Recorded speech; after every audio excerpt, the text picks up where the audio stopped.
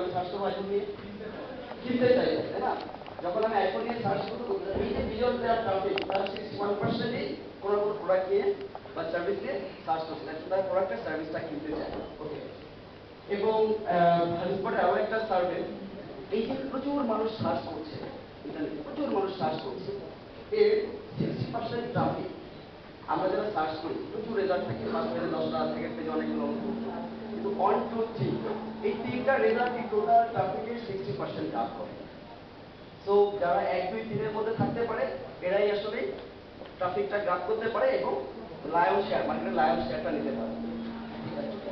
তবে চিন্তা করুন, এই যে প্রচুর পরিমাণ মানুষ আপনার প্রোডাক্টেই খুঁজছে, আপনি যে সলিউশনটা দিচ্ছেন, সিমিলার সলিউশনের জন্য আপনাদের খুঁজে বেড়াচ্ছে, আপনাকে জাস্ট কি করতে হবে, তার সামনে দেখতে হবে, এবং তাহলেই আলটিমেটলি আপনার ট্রাফিকটা পাবেন, আপনি আপনার ইনফরমেশনটা তাদের কাছে ছড়াইতে পারবেন এবং সেলস হবে।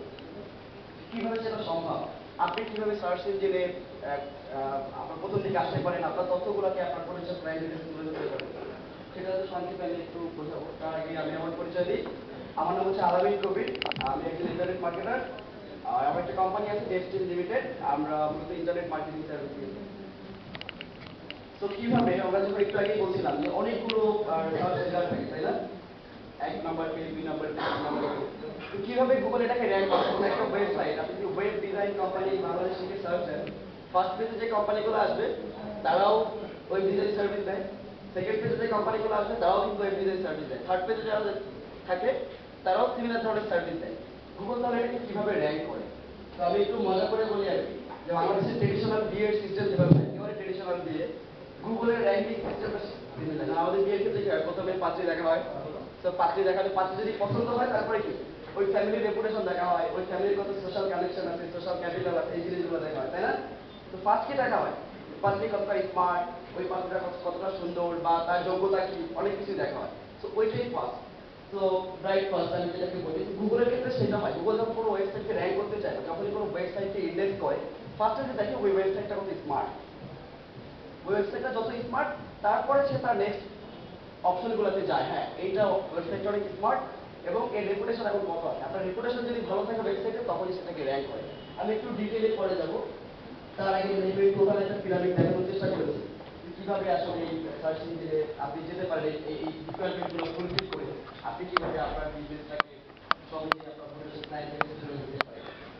শুরু করবো, আপনার ওয়েবসাইটটা কি পরিমাণ অ্যাক্সেসিবল, মানে কত সহজেই মানুষ এটাকে অ্যাক্সেস করতে পারে এবং কত সহজেই আপনার ওয়েবসাইট থেকে তথ্য সংগ্রহ করতে পারে।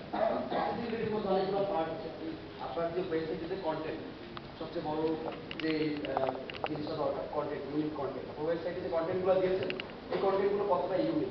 আমাদের দেশে দেখা যায় অধিকাংশ ওয়েবসাইটের ক্ষেত্রে, বা দেশের বাইরের অনেক কোম্পানির ওয়েবসাইটের ক্ষেত্রে, স্মল কোম্পানির ক্ষেত্রে প্রবলেমটা বেশি হয়, যে তারা ওয়েবসাইটের পিছনে, ডেভেলপমেন্টের পিছনে, ডিজাইনের পিছনে অনেক খরচ করছে, কিন্তু কন্টেন্টের পিছনে, কন্টেন্ট ডেভেলপমেন্টের পিছনে কোনো খরচ করতে চায় না।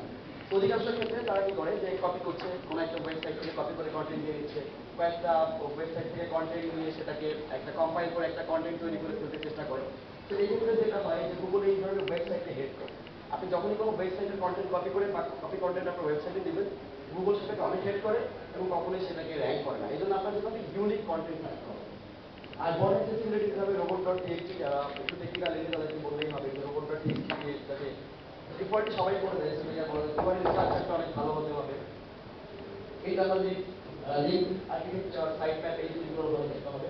তো আরো আপনার সাইট স্ট্যান্ডার্ড করার জন্য আরেকটি চেকলিস্ট আছে, চেকলিস্টগুলো সার্চ করলে আপনারা পেয়ে যাবেন, আর আমিও রিসোর্স করে দিয়ে দেবো।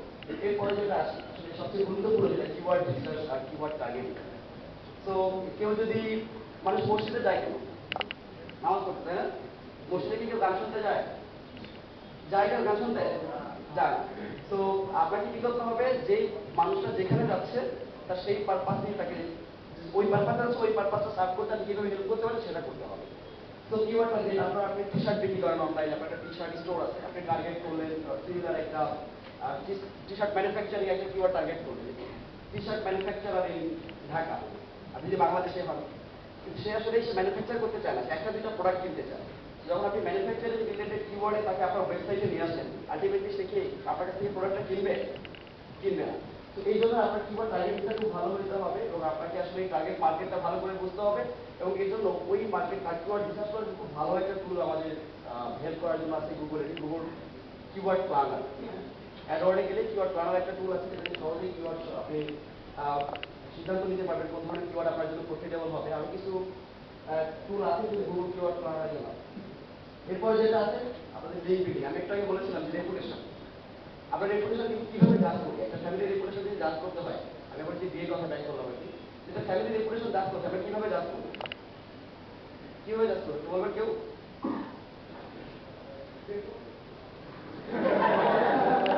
বেতন দিয়ে কি রেপুটেশন জাজ হয়? বেতন দিয়ে তো রেপুটেশন জাজ হয়। মানে ওই ফ্যামিলি রেপুটেশন জাজ করবো আমরা কি করবো? রিলেটিভদেরকে জিজ্ঞাসা করবো, তাই না? আর আর কারো কোনো অ্যান্সার আছে? এডুকেশন দেখবো আর সোশ্যাল স্ট্যাটাস দেখবো। বাড়িতে যাবো, তাই না? বাড়িতে যাবো, বাড়িতেও বাড়িতে গেলেও বোঝা যায়।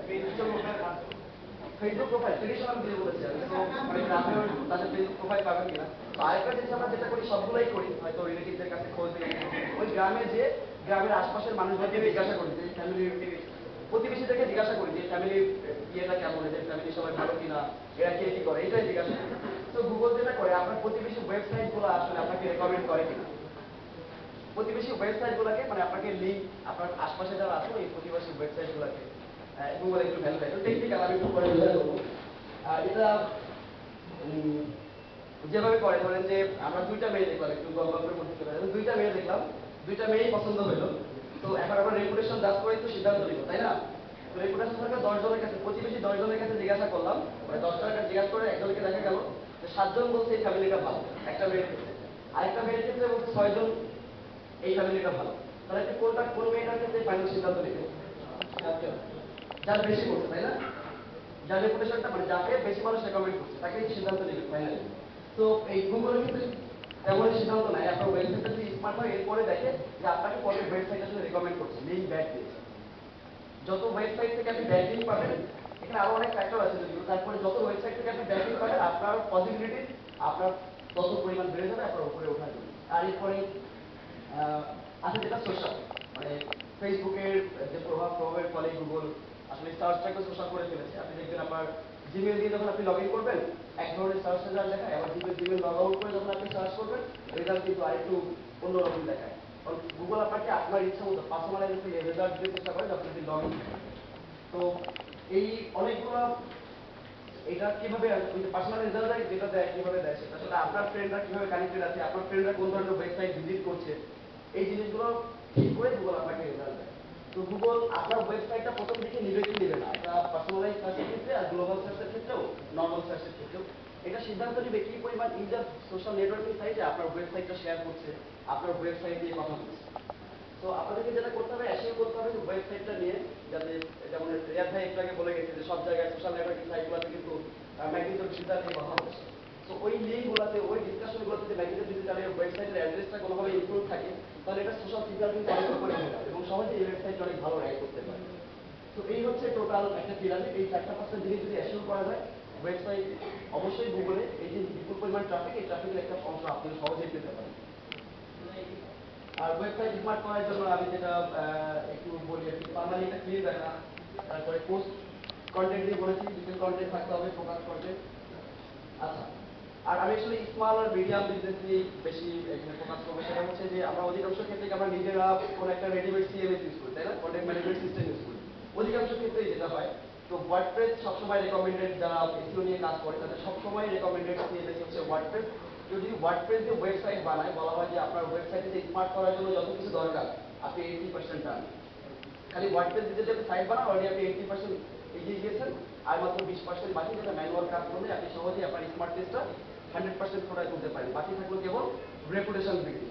সো ওয়ার্ডপ্রেস যারা ইউজ করে বানানো যারা রয়েছে তাদেরও হতাশ হওয়ার কিছু নেই, আরো কিছু সিএমএস আছে বানানো, ড্রুপাল, জোমরা, এরা খুব এসইও ফ্রেন্ডলি এবং এসইওর জন্য অনেক অপশন আছে, প্লাগইন আছে, সেগুলো করা যায়।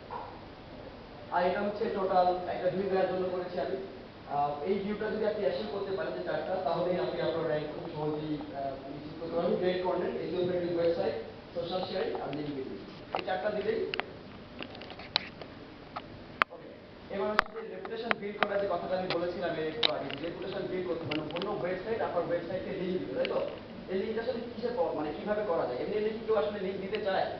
ওয়েবে যেটা হয়, আপনি যদি খুব বড় ব্র্যান্ড না হন, অ্যাপলকে প্রতিদিন প্রচুর মানুষ নিজে নিজে ব্যাকলিঙ্ক দিচ্ছে, গুগলকে প্রতিদিন প্রচুর মানুষ ব্যাকলিঙ্ক দিচ্ছে, ফেসবুককে প্রতিদিন প্রচুর মানুষ ব্যাকলিঙ্ক দিচ্ছে, কিন্তু আপনি যদি স্মল আর মিডিয়াম বিজনেসের মধ্যে পড়েন, আপনার ব্র্যান্ড যদি অত বড় না হয়, কেউ কিন্তু নিজে নিজে আপনাকে ব্যাকলিঙ্ক দিবে না। এই ক্ষেত্রে যেটা করতে হয়, আপনি যেটা যে আপনার যে অ্যাক্টিভিটি ওয়েবে আছে অলরেডি, এই অ্যাক্টিভিটি একটু ক্লেভারলি করতে হবে আর কি। আপনার সোশ্যাল প্রোফাইল যেগুলো আছে, সোশ্যাল প্রোফাইল অপটিমাইজ করা, সেখানে আপনার লিঙ্কগুলো বসানো, তারপরে পিআর যেগুলো করবেন, পিআরের ক্ষেত্রে যেটা চেষ্টা করবেন, পিআরের ক্ষেত্রে যখন আপনার কোম্পানির নামটা মেনশন করা হবে, তখন আপনার ওয়েবসাইটে যাতে একটা ব্যাকলিঙ্ক থাকে, কেউ আপনাদেরকে নিয়ে ব্লগ লিখলো, তখন যাতে ওই ব্লগের ক্ষেত্রে আপনার লিঙ্কটা এনভেট করে দেয়, ক্লেভারলি একটু করতে হবে। আর একটু আগেই ভাই কারোর জন্য স্টাডি বলছিল ব্লগ থাকার ক্ষেত্রে কিভাবে আসলে করা যায়। ব্যাকলিঙ্ক বিল্ড করার একটা বড় উপায় হচ্ছে ব্লগ থাকা। আর ডিসপোর্টের কেস স্টাডি আছে, যেটা যে কোম্পানি প্রতি মাসে 20টা বেশি ব্লগ করে, তারা 5 গুণ বেশি ট্রাফিক পায় যে কোম্পানিগুলো প্রতি মাসে 4টা কম ব্লগ। তো এই টাকা এটা দেখেই আপনার বুঝে যাওয়ার কথা, আপনার ব্লগ বলে আপনি কি পরিমাণ ট্রাফিক বেশি পাচ্ছেন, আর ট্রাফিক সমান সমান মানে ট্রাফিক সমান সমান সেলস। তো ব্লগ থাকলে, আর ব্লগ হচ্ছে আপনার কন্টেন্ট ভাইরালিটি অনেক করবে, আপনার ডোমেইন ট্রাস্ট বাড়াবে, আপনার ব্যাকলিঙ্ক বিল্ড করতে অনেক হেল্প করবে। আর লিঙ্ক বিল্ডিং নিয়ে অনেক আসলে রিসোর্স আছে। তো এই রিসোর্সগুলো যদি গুগলে সার্চ করেন সবাই পেয়ে যাবেন। আর লিঙ্ক বিল্ডিং আসলে অনেক কনফিউজিং, অনেক ঝামেলাপূর্ণ একটা বোরিং জিনিস। তারপরে এটাকে অনেক মজারভাবে করা যায়, অনেক ভালো ভালো উপায় আছে, সেই জিনিসগুলো একটু রিসার্চ করে হয়ে যায়। তো এই হচ্ছে প্রেজেন্টেশন। আমি আসলে আমাকে বলা হয়েছিল বেশি বেশি কোশ্চেন নিতে, যেহেতু অনেক ব্রড, সব কিছু আমি ডিসকাস করতে পারিনি, হয়তো বোঝায় ফেলতে পারিনি। তারপরে কোশ্চেন নিব একটা বেশি বেশি, পরেই হচ্ছে কোশ্চেন।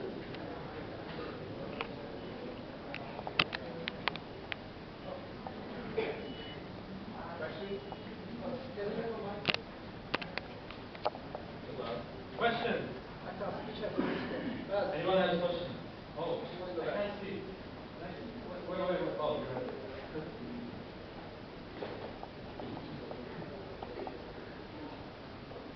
আমি সাইফুল, আমার নিজে ডটকম থেকে। আমার কোশ্চেনটা হচ্ছে বাংলাদেশি ই-কমার্স সাইটের জন্য এসইও করাটা কতটা জরুরি? অনেকেই বলে যে বাংলাদেশে কেউ প্রোডাক্ট সার্চ করে কিনে না, তো কেন এসইওতে এখন আপাতত খরচ করবে? তো এই জিনিসটা কতটা জরুরি? কালকে আমি কয়েকদিন আগেও আমি কয়েকটা রিসার্চ পেপার কয়েকটা কোম্পানি ই কমার্স কোম্পানির জন্য এক্সপিরিয়েন্সে কাজও করেছি। আমি একটা ছোট্ট ডাক করি, send gifts to Bangladesh, online shopping in Bangladesh, তারপরে online e commerce site in Bangladesh,